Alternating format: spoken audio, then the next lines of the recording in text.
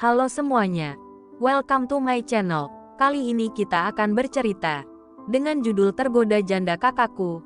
Sebelumnya jangan lupa untuk di-subscribe, like dan komen.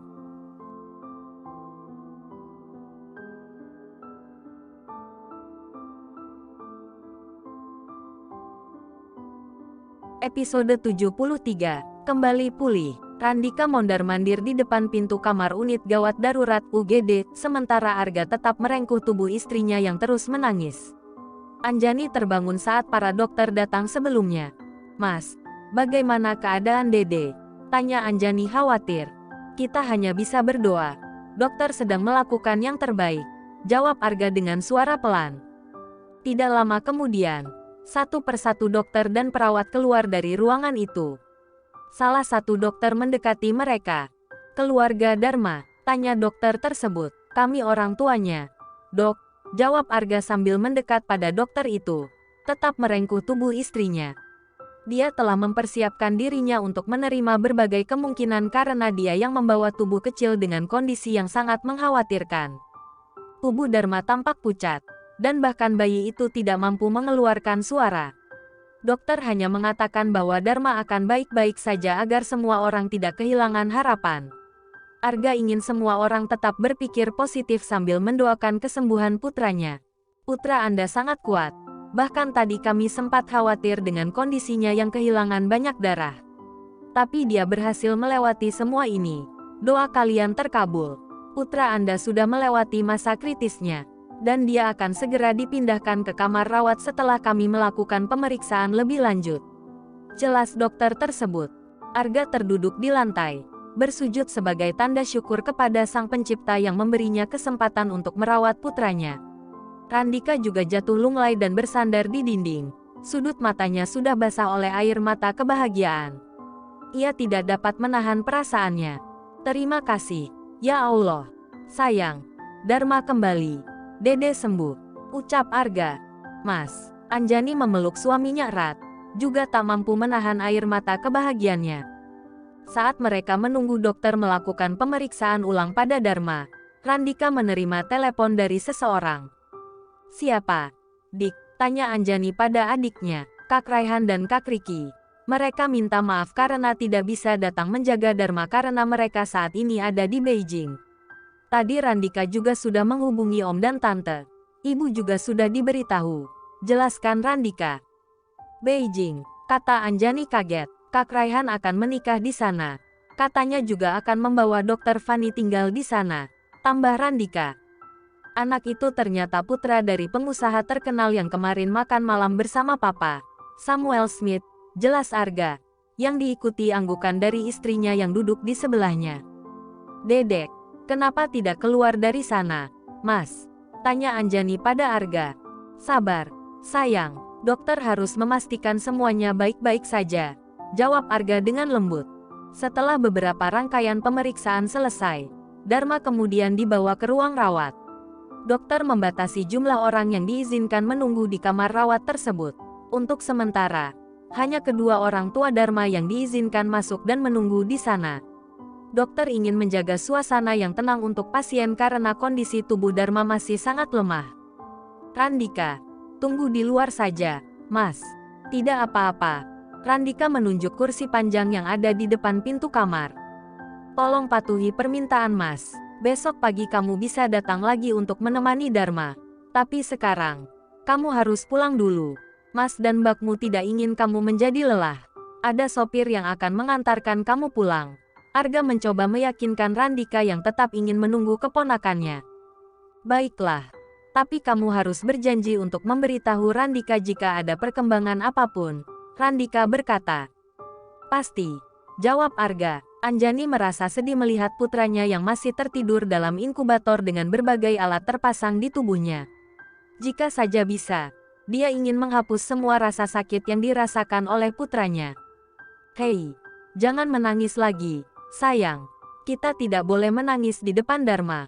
Jika dia bisa kuat menghadapinya, mengapa kita harus menunjukkan kelemahan kita? Yang kuat ya, Mas ada di samping kamu," kata Arga, mengusap air mata Anjani. "Tadi aku sempat berpikir tentang Dede. Anjani berbicara dengan khawatir. Set, itu sudah berlalu, kata Arga. Tapi aku tidak bisa membayangkan hidup tanpa dia, tambah Anjani. Terlebih aku. Kalian adalah alasan aku hidup. Kamu juga harus ingat, di sini juga ada putra kita.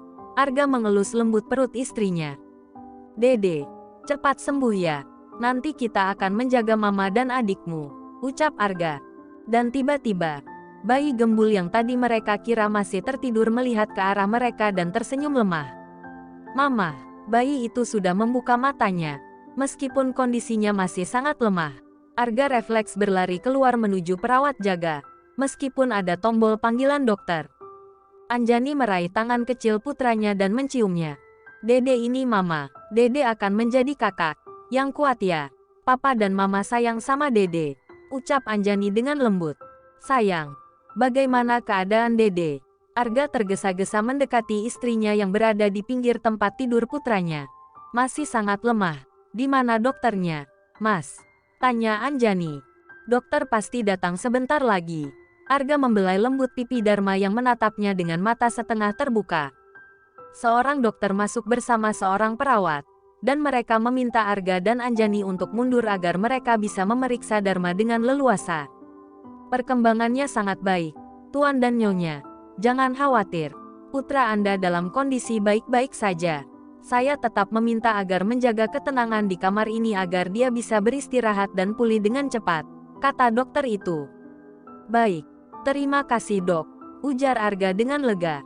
Arga perlahan mendekat kembali ke tempat tidur Dharma setelah dokter dan perawat keluar dari ruangan. Ternyata Dharma sudah tertidur lagi. Kamu istirahat dulu, sayang. Kamu sudah dengarkan bahwa putra kita baik-baik saja, kata Arga. Tapi Mas juga belum beristirahat sejak kemarin. Mas pasti lelah, ujar Anjani. Sudahlah, kamu istirahat dulu. Beberapa jam lagi akan pagi. Randika pasti datang. Dan aku akan menggantikanmu jika dia sudah ada di sini, kata Arga. Tapi, nurut saja. Sayang, demi dia, kata Arga sambil membelai perut istrinya dengan lembut. Akhirnya, Anjani menuruti dan merebahkan tubuhnya di sofa panjang yang cukup besar sehingga cukup nyaman untuk tidur. Arga sendiri menyandarkan punggungnya di sofa single di sebelah istrinya. Hari ini terasa sangat panjang baginya. Ia tidak pernah membayangkan akan mengalami kejadian seperti ini. Anak dan istrinya hampir saja kehilangan nyawa karena dendam seseorang terhadapnya. Dia merasa bertanggung jawab atas semua ini. Arifin begitu membencinya karena dia tidak mau membebaskan Ratu. Arifin memaksanya karena Tias membutuhkan sosok ibu di sisinya. Sebejat apapun Ratu di mata orang lain, dia adalah ibu yang baik bagi putrinya. Ratu sangat mencintai Tias meskipun gadis kecil itu ada di dunia ini bukan karena cinta, melainkan akibat pemaksaan seorang pria kaya yang hanya menginginkan tubuhnya. Tias. Arga segera mengambil ponselnya untuk mengirim pesan pada seseorang. Dia merasa khawatir dengan keadaan gadis kecil itu karena menurut pengetahuannya, tidak ada saudara atau orang terdekat yang bisa menjaganya selain para pembantu di rumah kediaman Arifin. Arga, dan besok datang ke rumah Arifin dan temui Tias, anak Ratu. Bawa dia ke rumah bapak sebelum dinas sosial datang. Jerry, tapi dia nggak kenal sama aku.